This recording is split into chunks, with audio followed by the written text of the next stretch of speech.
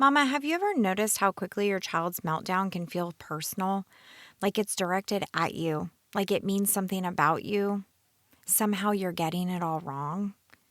And before you even realize it, your emotions rise right along with theirs. Today, we're talking about why that happens and how to begin separating your child's emotions from your identity so that you can show up with more calm, clarity, and connection. Mama, are you tired of meltdowns stealing the peace in your home? Welcome to Parenting Beyond Meltdowns. I'm Amanda, a Christian life coach and a mom of a strong-willed neurospicy teen. If you've tried everything from consequences, parenting books, crying out to the Father, and still feel like you're failing, you're not alone. Inside this podcast, we'll explore how faith, emotional regulation, and connection work together so that you can parent from a place of peace, even in the hardest moments. You don't have to hold it all together here. This is a safe space to lay it all down. Welcome. Before we jump into today's episode, I want to take a moment to speak to the mama who feels like her child's meltdowns completely take her down with them. Maybe you feel like your emotions rise just as fast as theirs do. Maybe their behavior feels triggering even when you don't want it to. Maybe you walk away from those hard moments feeling frustrated, discouraged, or questioning yourself. Or you feel like you've tried everything to stay calm, but in the moment it just feels impossible. Mama, if that's you, I want you to know something. Nothing has gone wrong. You are not a bad mom. What's happening is deeper than behavior. It's something that you were likely never taught how to navigate. This is exactly the kind of work that I do with mamas just like you inside my one-on-one coaching, where we slow things down and we look at what's actually happening underneath those moments and begin to build a different way forward, one that leads to more calm, clarity, and connection.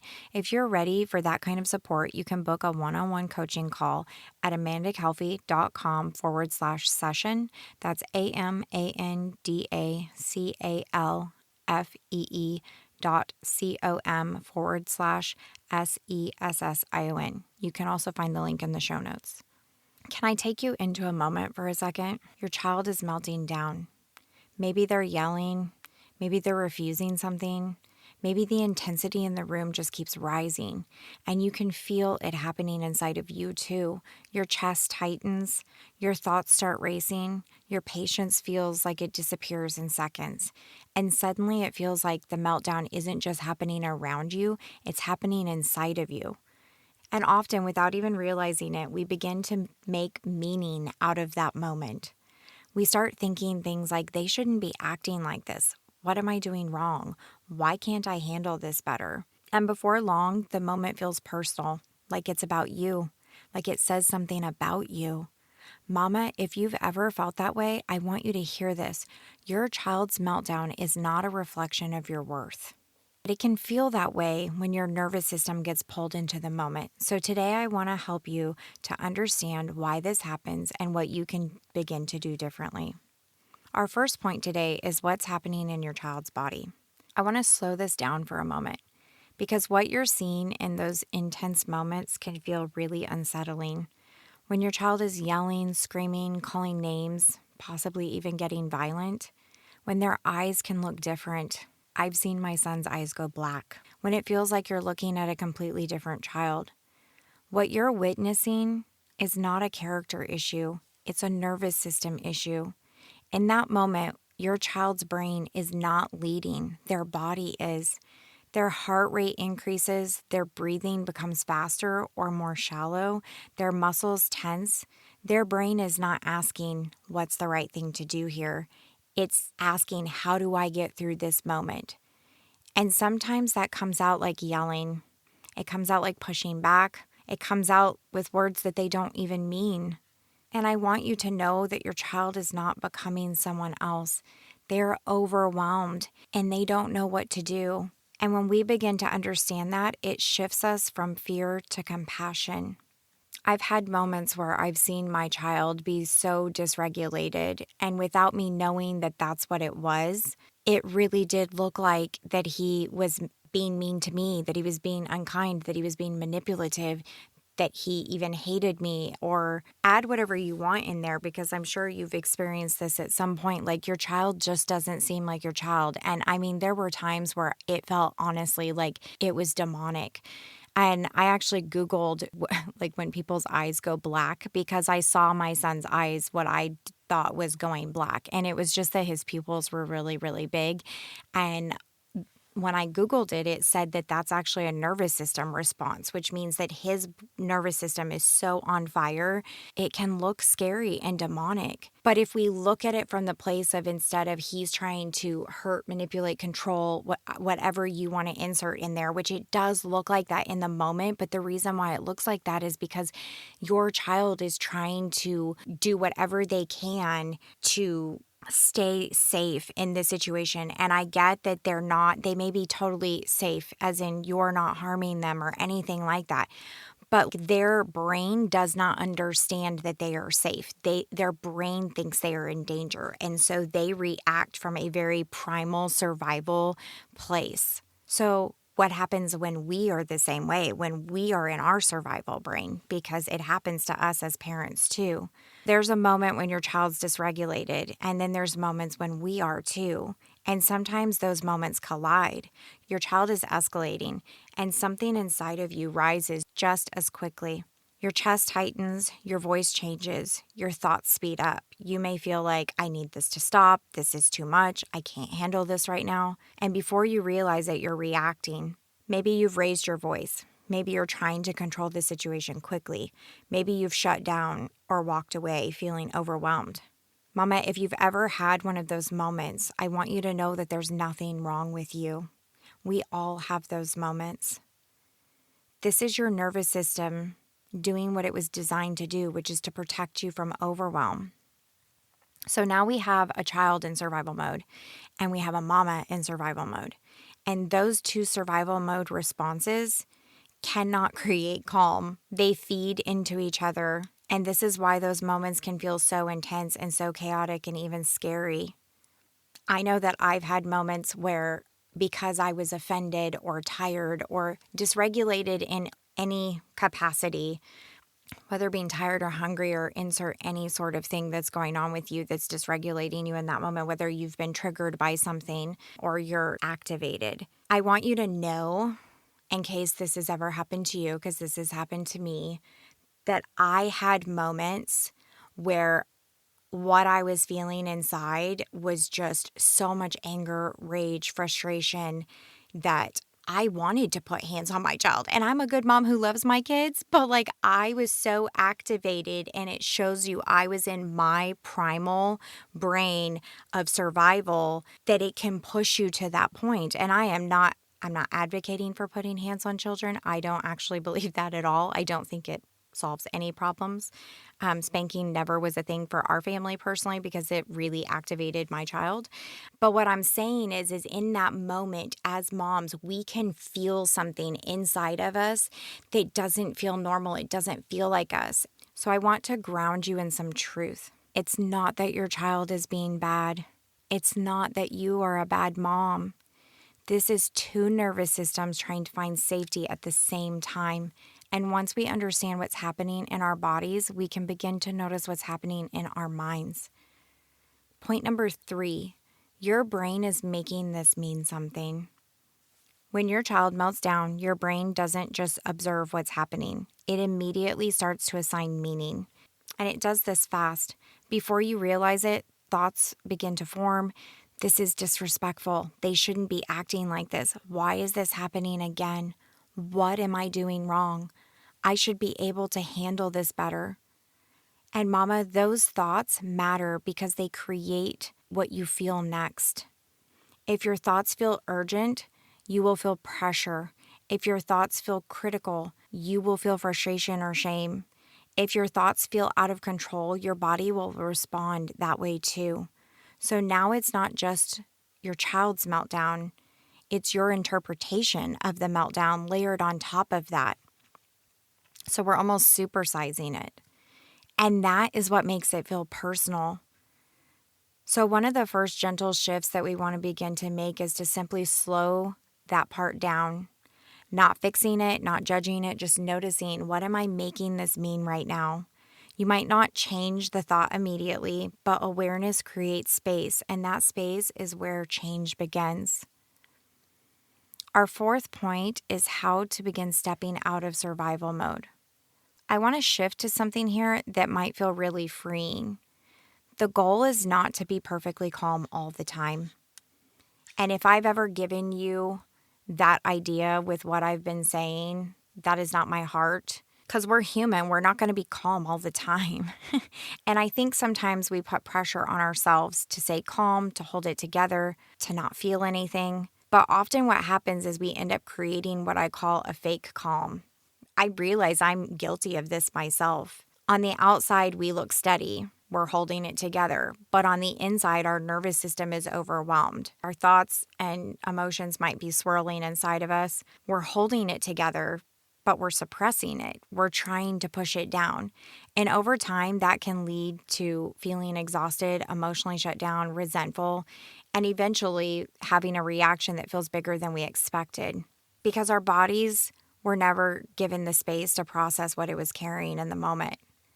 So I want to release you from the pressure of having to be calm, because calm isn't the goal, capacity is. Capacity to feel what's happening inside you without collapsing and without exploding. And mama, here's what's beautiful. As your capacity grows, you will actually begin to feel calmer in these moments. Not because you are forcing yourself to be calm, but because your nervous system is no longer as overwhelmed. Calm becomes the result, not the goal.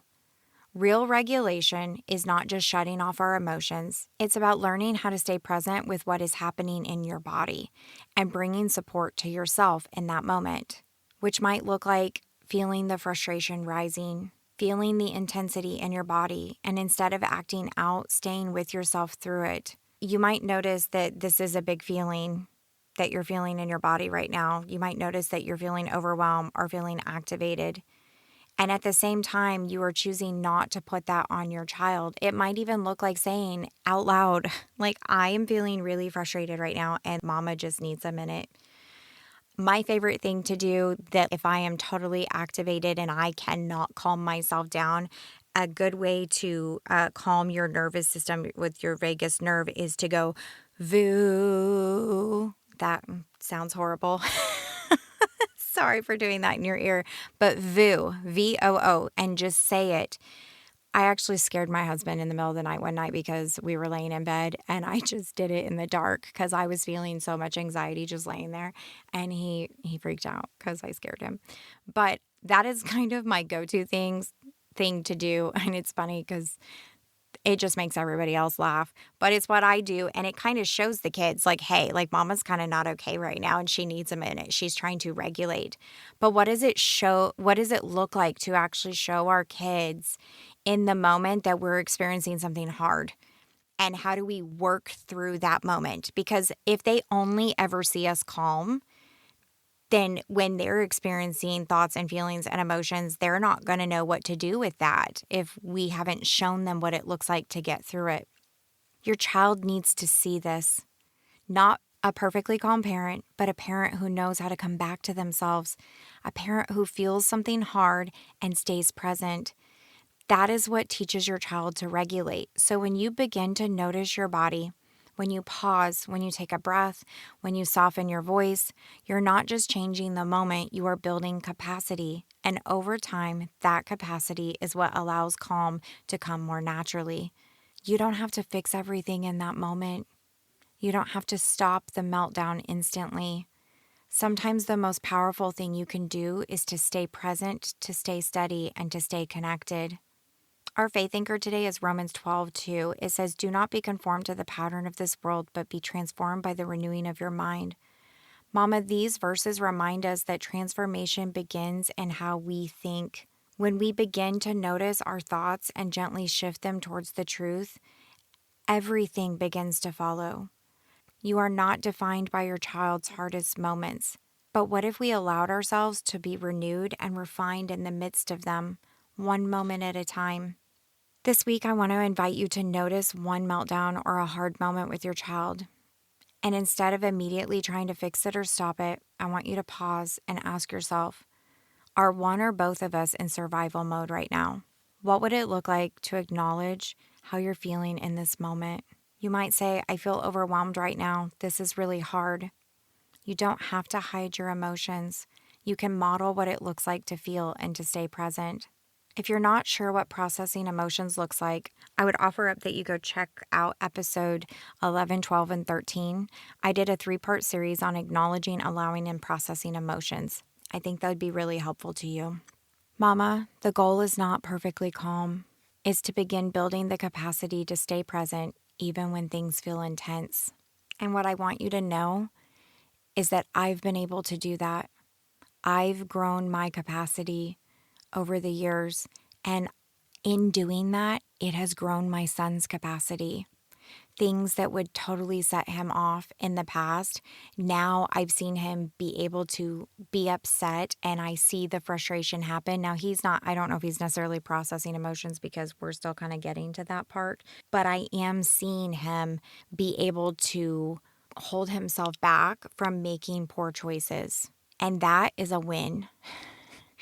I think we all know that that is a win. When we start to see them see that if I do this, this bad thing happens. But if I do this, like basically not having to escalate it, not having to escalate the situation. And I have never been so proud as to see, and let's just be really honest here, there have been moments where I've been offended and I have escalated a situation through being snarky or giving attitude that I knew was not helpful. But in my flesh, I just wanted to get my pound, of flesh. And I've seen my child hold his capacity of being able to allow that to happen and then not react to it, or not react to it as poorly as he would have in the past. And that's the thing. We are both human. We both have nervous systems that get dysregulated. We are both going to show up poorly at different times and sometimes at the same time. And what I want you to know is that this is not about perfection. It's about growing that capacity daily through the good and the bad. And eventually we get to see something on the other side.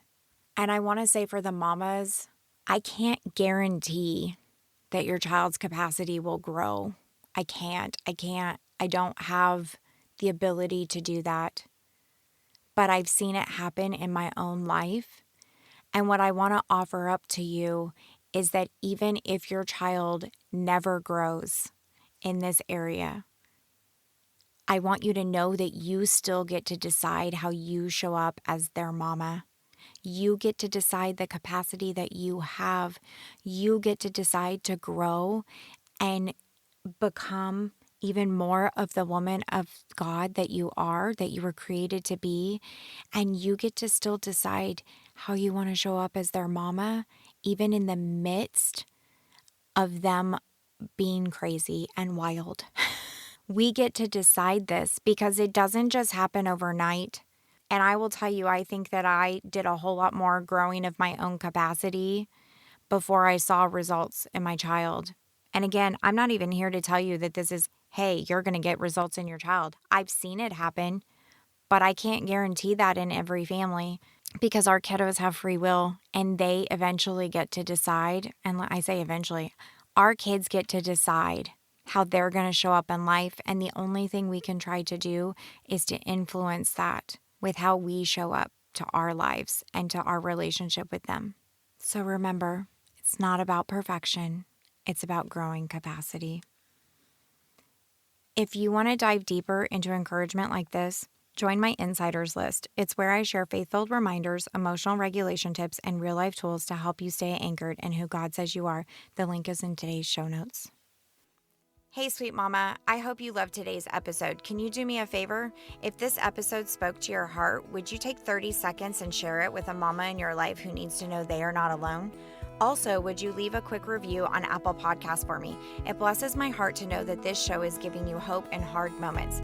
All right, I'm off to grab some protein because love and grace flows easier when you're not just running on fumes and coffee. I'll meet you back here next week for another honest and hope-filled conversation. In the meantime, mama, stay rooted in faith and anchored in love.